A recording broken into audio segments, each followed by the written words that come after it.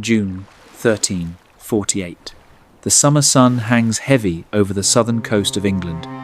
In the port of Melcombe Regis, the air is thick with the smell of salt, tar, and drying fish. It is a day like any other. The gulls cry overhead, and the waves lap gently against the wooden pilings of the dock. A merchant ship from Gascony glides silently into the harbour. It carries a cargo of fine Bordeaux wine, intended for the tables of the wealthy.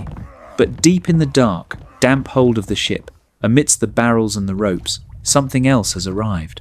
A passenger that appears on no manifest. It is not a soldier, nor a king, nor a conqueror.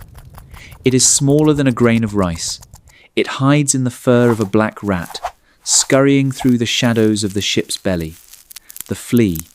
And inside the gut of that flea, a microscopic bacteria is multiplying with ferocious speed. Yersinia pestis, the seed of the apocalypse.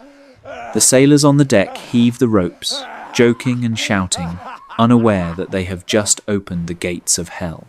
They do not know that within days they will be dead. They do not know that the invisible cargo they have brought ashore will not stop until it has consumed half of the known world. This is how the end begins.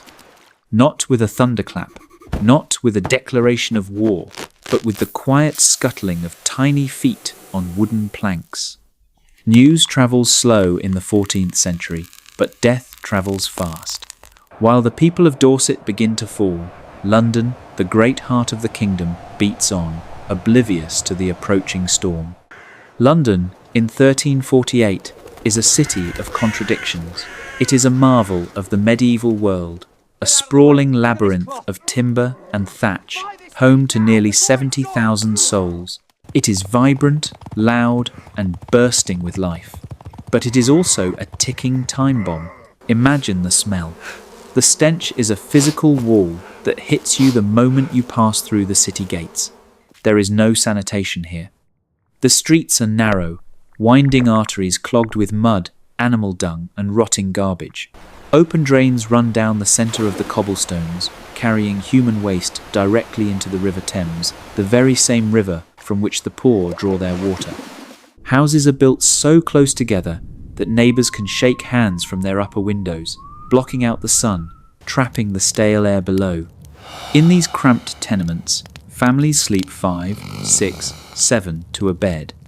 They share their warmth with their livestock, pigs, chickens, and inevitably the rats. The rat is not seen as a threat, it is merely a nuisance, a part of daily life, as common as the rain. No one suspects that the rat is the vehicle of their extinction. The people of London are already weary. They have lived through decades of famine, where the crops failed and the rain never stopped. They are surviving the 100 Years' War with France, which drains the treasury and takes their sons. They believe they have endured the worst that God can send. They are wrong. Late autumn, the days grow shorter, a cold fog settles over the Thames. Rumours begin to trickle in from the countryside. Travellers speak of a great mortality in the west. They tell stories of entire villages falling silent, of cattle wandering fields with no one to milk them. But in the taverns of London, these are dismissed as tall tales, exaggerations of fearful peasants. The city is too big, too strong, too holy to fall. The church bells still ring, the markets are still full, the king is safe in his palace. But the enemy is already here. It has hitched a ride on carts of grain, in bundles of cloth, in the saddlebags of travellers. It has entered the city gates without paying a toll. It begins in the poor quarters, in the slums outside the city walls. A sudden fever. Not a normal sickness that comes and goes, but a violent, consuming fire in the blood. The victim, perhaps a stable hand or a baker's apprentice, wakes in the night, shivering uncontrollably, yet burning up. He calls for water, but he cannot drink. His tongue is swollen, dry like sandpaper. Then come the marks, the buboes. Painful, egg-sized swellings appear in the groin, the armpits, the neck. They are hard, like rocks under the skin, pulsing with black blood and pus. The pain is excruciating, enough to make a grown man scream for mercy. But there is no mercy. The family gathers around, terrified. They call for the barber-surgeon. He arrives with his knives and his leeches, his face covered in a cloth soaked in vinegar. He looks at the swellings and shakes his head. He speaks of bad air, of planetary misalignments. He says that Saturn and Mars have joined in a deadly conjunction. He prescribes bloodletting to balance the humours. He cuts the vein. Dark, thick blood flows out, but the fever does not break. Within 24 hours, the black spots appear on the skin, the gods' tokens, they call them, the sign that death has claimed its due. The victim begins to cough, spitting up blood that sprays onto the faces of his wife, his children, his parents. In his last moments, he is drowning in his own fluids, and when he finally takes his last rattling breath, the silence that follows is heavy. But the tragedy is not that one man has died. The tragedy is that everyone in the room who kissed his forehead, who wiped his brow, who held his hand, they are already dead men walking. Panic begins to ripple through the streets. It starts as a whisper, then becomes a scream. Neighbours look at neighbours with suspicion. If a man coughs in the market, the crowd parts like the Red Sea. The churches fill with people praying for salvation, begging God to spare them. But the churches themselves become death traps, the crowded pews the perfect hunting ground for the infection. The invisible noose tightens around London. The gates are not closed to keep people out, but soon they will be closed to keep people in. The greatest city in England is about to become a tomb. The year is 1348, and the apocalypse has officially arrived. By September, the trickle of death has become a flood. The isolated cases in the slums have jumped the fire breaks. The plague does not distinguish between the sinner and the saint, the poor man in his hovel and the merchant in his stone house. It moves like smoke, seeping under doors and through keyholes. London attempts to fight back. But how do you fight an enemy you cannot see? An enemy that might be in the very air you breathe. The city authorities, terrified and overwhelmed, issue a decree that will become the stuff of nightmares. It is a sentence of slow, agonizing death passed in the name of public safety, the quarantine. When a member of a household falls ill, the house is not evacuated, it is sealed. The city guard arrives with timber and iron nails. They board up the doors and windows from the outside. A red cross is painted on the rough wood, accompanied by the plea, "Lord, have mercy upon us." But there is no mercy inside those walls. Imagine the horror.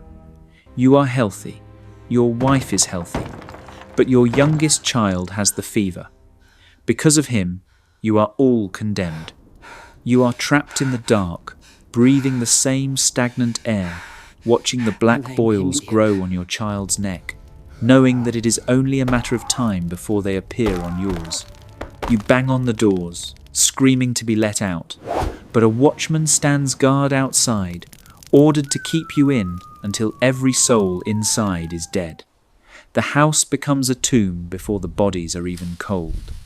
The streets of London undergo a terrifying transformation. The bustling noise of the market is replaced by a new, rhythmic sound, the rumble of wooden wheels on cobblestones and the call of the body collectors. Bring out your dead. It is a chant that echoes through the fog, day and night. At first, there are coffins, oak for the rich, pine for the poor. But soon, the wood runs out. Then, the shrouds run out. By October, bodies are piled onto carts like cords of firewood, naked and twisted, stripped of their dignity. The religious rites, so crucial to the medieval mind, begin to break down. There are not enough priests to hear last rites. There are not enough hours in the day to say the prayers. The psychological toll is heavier than the physical one. The plague attacks the bonds of humanity itself. In the face of inevitable death, love evokes fear. We see the unraveling of the social fabric. Fathers refuse to visit their sick sons. Sisters lock their doors against their brothers. The chroniclers write in disbelief. No kin concerned themselves for the other. The survival instinct overrides the maternal instinct.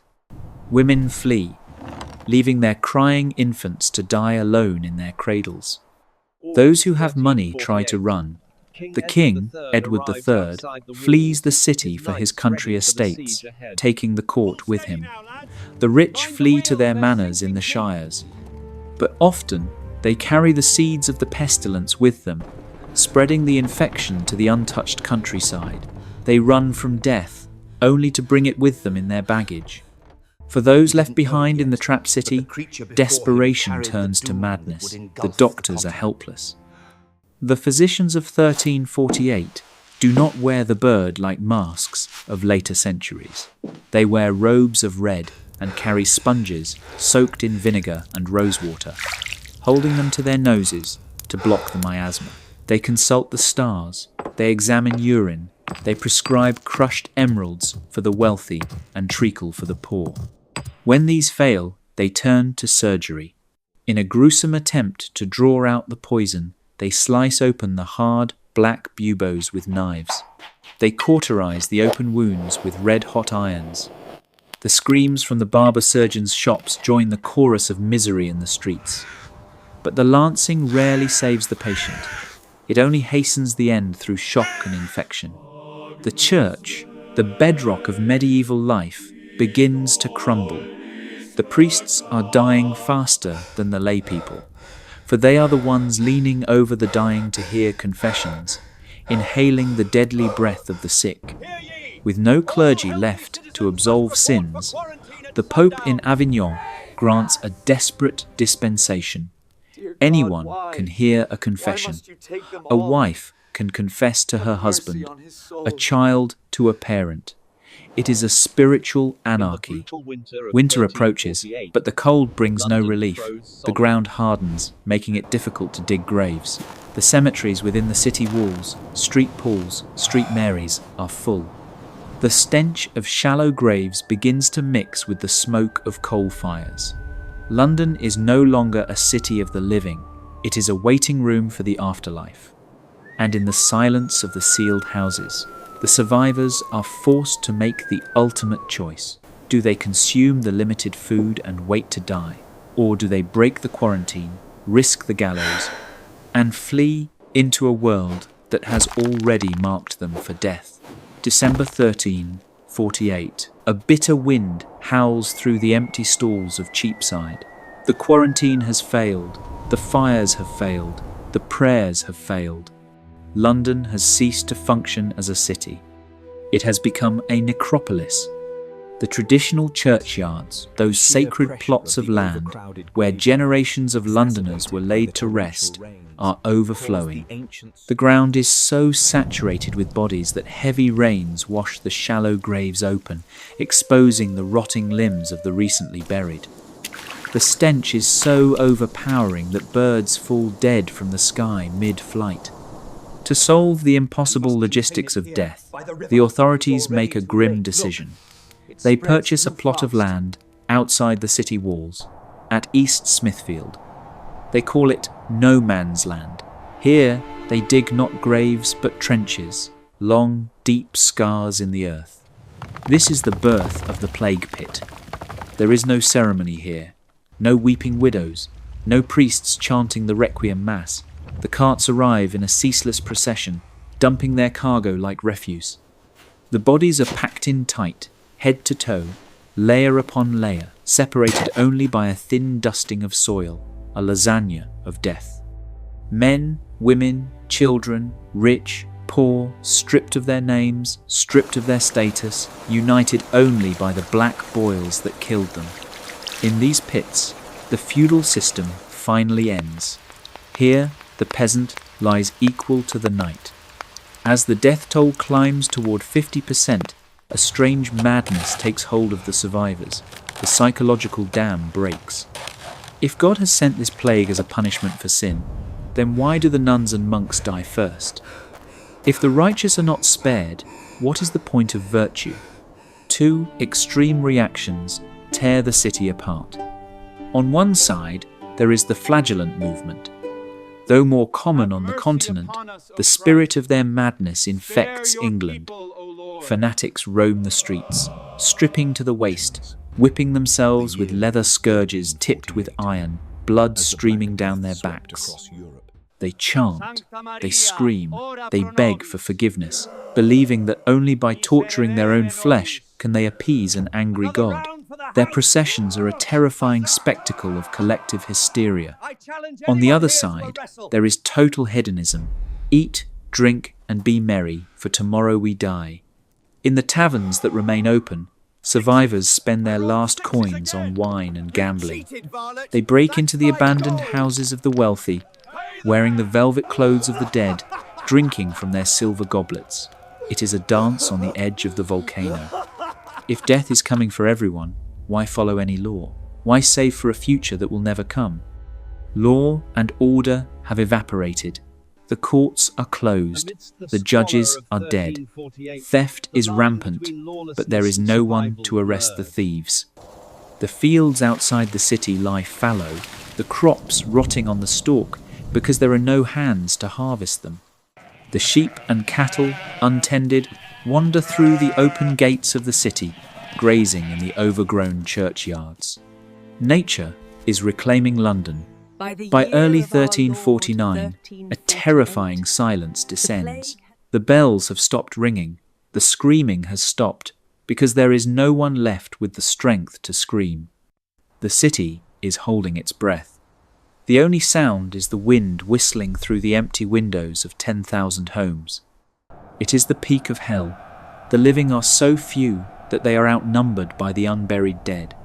Those who remain walk with their eyes cast down, afraid to look at the sky, afraid to breathe, ghosts haunting their own city. The great mortality has done its work. The world as they knew it has ended. Spring, 1349. The snow melts, the sun returns, warmer and stronger, and with it, a miracle. The dying slows, the carts stop coming, the silence begins to lift. The Black Death has finally burned itself out. But the world that emerges from the ashes is unrecognizable. Half of London is gone. 30,000 souls vanished in less than a year. Entire families wiped from the earth. The streets are empty, the houses silent.